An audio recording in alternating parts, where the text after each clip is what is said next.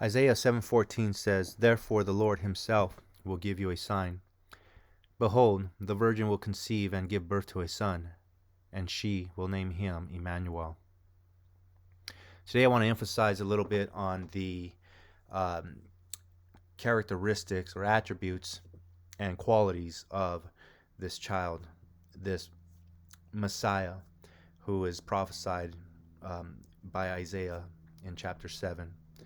Um, Before we do, a couple of points I do want to make is that although these verses were in context was speaking to the house of Judah or the Davidic dynasty, um, there this promise was not only for the Jewish people. So, um, without taking things out of context, there needs to be understanding that this prophecy was not really a foretelling of a fulfillment that would be taking place in that present time, as some people think that this prophecy may have been fulfilled through King Hezekiah or even Isaiah's son. But as Calvin says, that King Hezekiah could not have been the fulfillment of this prophecy because, well, he would have been a full-grown man by the time Jerusalem was taken over, and Isaiah's son also could not have been the fulfillment of the prophecy because, well, it was never spoken of him bearing the name Immanuel, which holds a divine meaning. And so, with getting that point out of the way, I also wanted to make the point that this prophecy was also meant for this promise was meant for the Gentiles as well. This Messiah, this Savior, a deliverer that would come, and so, in order to make that point, I want to give you some support behind that. Again, one of the things I want to also say is that I'm not going to get into the full context of the surrounding verses. I trust that you guys will be encouraged to go and read that for yourself. Right now, I want to focus on these just a couple of verses that give us a Christological view and also an eschatological view of the meaning of this prophecy. Okay, and if you have any question about the surrounding context, feel free to ask. But I would also encourage you just to read the book of Isaiah and fill in that context for yourselves. Ponder on it, take your time with it, and I think that you'll come to see that the points that I'm making here are valid. But let's take a look real quickly. I want to jump down real quickly to 11:10. Okay, this is really just a continuation of the prophetic word that is being spoken by Isaiah. There is some other context going on in between verses and chapters that have to do with the besieging of Israel and Judah by Ephraim and Damascus, Rezin, and so there's a lot of controversy going on in between these verses. But at the same time, there's prophetic promises and declarations that are being made as well of restoration and salvation. So keep that in mind. Okay, coming up to 11:10, it says, "Then on that day the nations will resort to the root of Jesse, who will stand as a signal flag for the peoples, and his resting place will be glorious."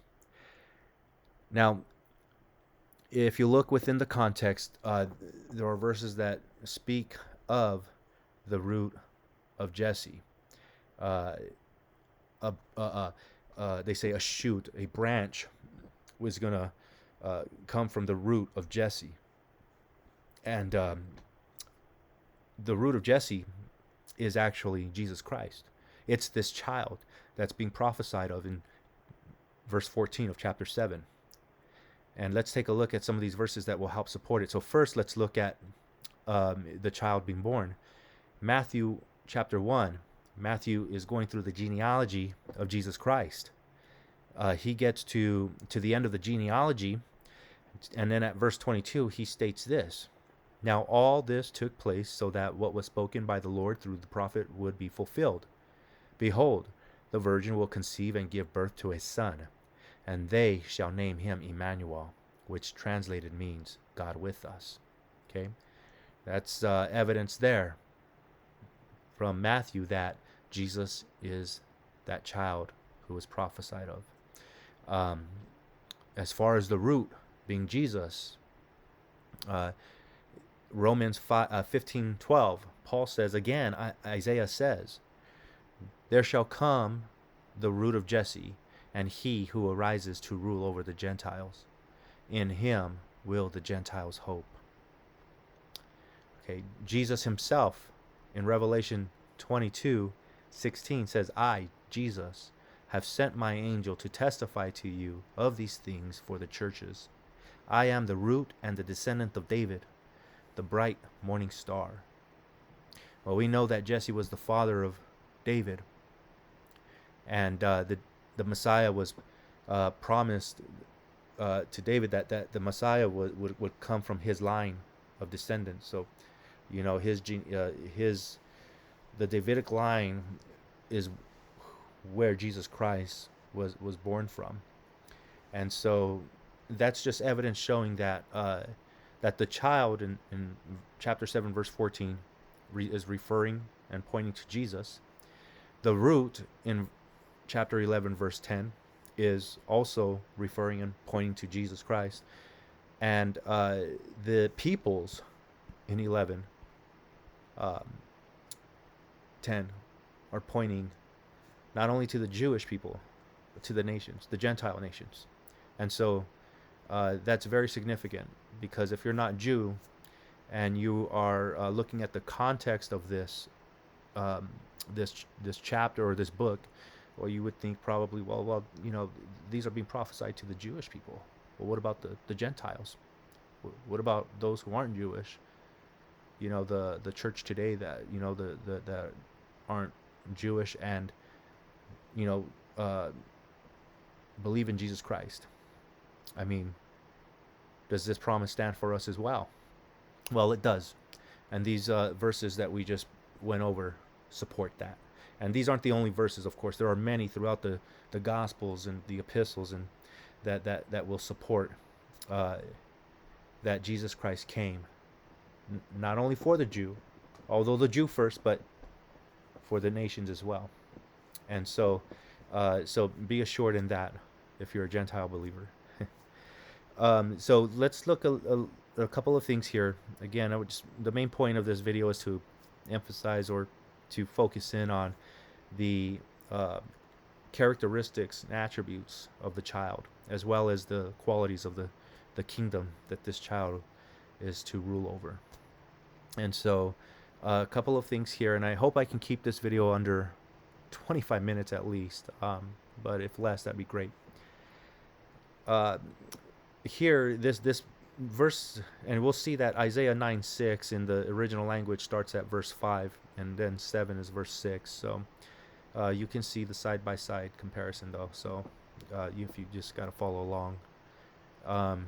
But ki yelad, or ki yeled, the child, that noun, what that tells us is that this discourse, the focus of the discourse, starting from verse 5, is focused on the noun. It's focused on the child. Yes, it's followed by the verb yulad lanu, which will be born to us. And so, although it's followed by the finite verb, the focus is not really on the verb itself, although it's very important. That's a very important aspect to the discourse. But the most prominent of it is the noun itself. It's the child. And so that's going to be our focus. We're going to see other verbs throughout this discourse. Now, I should say also that whenever you get a discourse or a clause that starts with a verb, well, that's called a verbal clause. And the verbal clause has the focus on the verb itself. the action. In this case, we have what's called a nominal clause. So the focus is on the noun. However, as we see through the discourse, um, there are going to be clauses that do start with the verb. However, these verbs are still very, very important, but they are describing the noun. They're verbal descriptions. So it's not really an action that's being taken place, but it's a verb that's describing a quality or attribute or characteristic of the child. And we see that here as we read chapter 9, verse 6. For a child will be born to us, a son will be given to us, and the government will rest on his shoulders, and his name will be called Wonderful Counselor, Mighty God, Eternal Father, Prince of Peace. Okay, and so again, everything's going to focus is the child. But one of the things that we're seeing here that's significant is that there's a government that is going to rest on his shoulders, and that's very significant, because now we're starting to get description about the authority and the attributes and quality of this child. It's just not any child just being born, but there's some specifics about the child that is that makes this a unique event, a unique promise, a divine promise, and a divine word. And so we have that this government is going to rest on his shoulders. He will reign and rule. His name is going to be called Wonderful Counselor. I like the way it shows it here in the KJV, because in actuality the words wonderful and counselor are two separate words in the original language.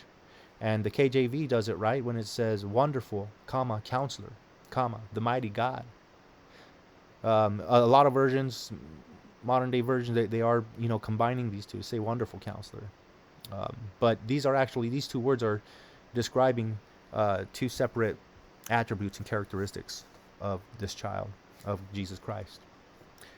And so we see that he is wonderful, he's full of wonder, captures the attention of people, of the nations. His counsel is full of wisdom. He is full of strength. He is the mighty God.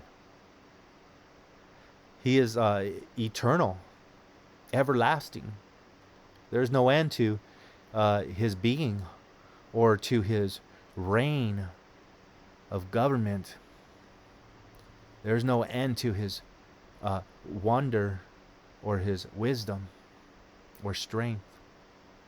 Prince of Peace. He is the ruler of peace, the bestower of peace, the author of peace. He is the Prince of Peace, Sar Shalom. That holds a very significant meaning in Jewish thought. In fact, on a previous video, I emphasized on the plan of peace that gives us the future and hope, as spoken about in Jeremiah 29:11. That was on one of the previous videos, and the significance of the term shalom, and in Jewish thought. So here, this is probably one of the most prominent of blessings and promises and attributes and qualities and characteristics of the Messiah, of this child. Verse 7 says, there will be no end to the increase of his government or of peace on the throne of David and over his kingdom, to establish it and to uphold it with justice and righteousness from then on and forevermore. The zeal of the Lord of armies will accomplish this. What we have here is what's called an inclusio. It's these descriptions here are bracketed by the concept of eternity, everlasting. There will be no end, emphasize, to the increase, for then on and forevermore. In between it says, of his government, or of peace on the throne of David, and over his kingdom. Well, we just talked about the kingdom that is going to rest on his shoulders. We talked about the root, how Jesus Christ is the root of David and his descendants, the root of Jesse. So he is the one that's going to be reigned. He was the one that was promised to the seed of David. And we see that throughout the New Testament as the son of David, that term is a Messianic term. And it's spoken of in reference to Jesus Christ. Yet he is the root of David. And he is the one that's going to reign on the throne of David and over his kingdom, to establish it and uphold it with justice and righteousness. Well, we live in a world right now that is full of corruption, injustice, wickedness. However, this kingdom that is going to be established, and this is an eschatological view here of the millennial kingdom, I believe, and the new heavens and the new earth that is spoken and prophesied of in Revelation, that it's going to be a place and state of pure justice and pure righteousness. No corruption and no wickedness will exist. That's something to look forward to from then on and forevermore, and that's going to be eternal. The zeal of the Lord of armies will accomplish this. Well, there's an emphasis on zeal. With my picture of this is Jesus Christ highly anticipating, anxiously awaiting the consummation of the church. And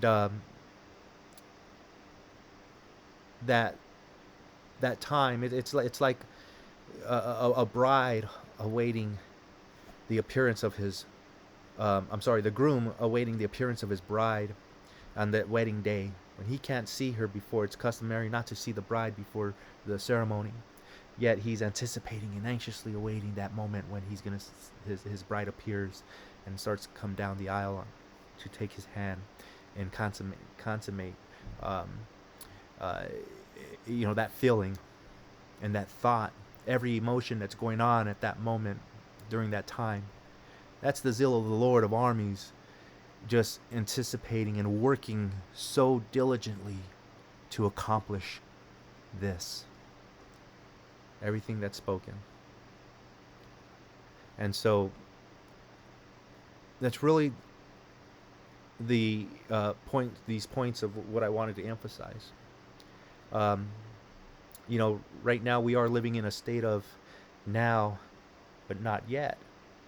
Jesus Christ, at his first coming, his death, burial, and resurrection, has inaugurated a new covenant in which we experience the subjectiveness of this peace and rest and these blessings, these promises, but there's still a fulfillment to come, a greater fulfillment in a sense, and that will be at his second coming.